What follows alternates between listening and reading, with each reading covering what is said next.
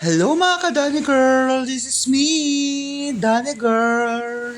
For today's video, kakaligo ko lang mga ka-Dani Girl. So umaga-umaga to mga ka-Dani Girl. Siyempre, kailangan natin maligo at kailangan natin gumising ng umaga para sa panibagong umaga. Thank you Lord sa panibagong umagang binigay nyo. Siyempre, first of all, maglalagay muna tayo ng sunblock para hindi ma-irritate ang ating mukha sa kainitan. Charot! Dahil masisira ang kagandaan ni Dani Girl. May ganon talaga.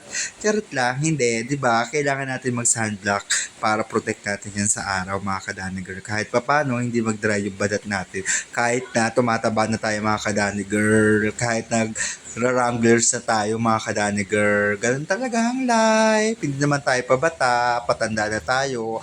Kailangan natin alagaan yung ating kalusugan at ang kakutisan. Kailangan niya, mga ka-Dani Girl. Dapat lagi tayong ah, pretty at lagi tayong presko para sa panibagong umaga, di ba mga ka-Dani Girl? Siyempre naglalagay ako ng lip tint, mga ka-Dani Girl. Ayan. Biniblend ko lang yung mga ka-Dani Girl. Ayoko kasi mapulang-mapula, baka habulin ako ng manok. Charot! Charot lang, mga ka-Dani Girl. Ito lang ganap ko for today's video, mga ka-Dani Girl. Ganito lang. Ito ang umaga, ang panibagong umaga ko. Yan.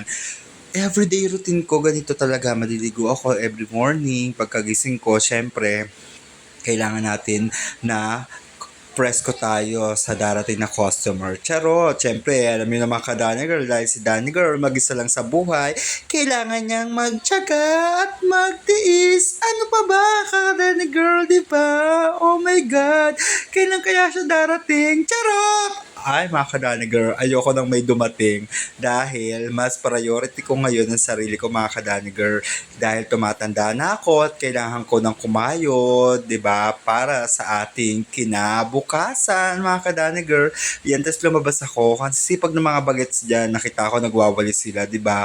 Ang sisipag nila dahil tamang pagpapalaki na ng kanilang mga tita, ng tita nila, 'di ba? Dahil inutusan sila sa umaga, hindi na nila kailangan actually utusan dahil may kusa ng mga bata, 'di ba, mga ka-Dani Girl? Oh, hanggang sa muli, mga ka-Dani Girl, ha. Sa susunod uli. Bye-bye, mga ka-Dani Girl. Love you all. Mwah!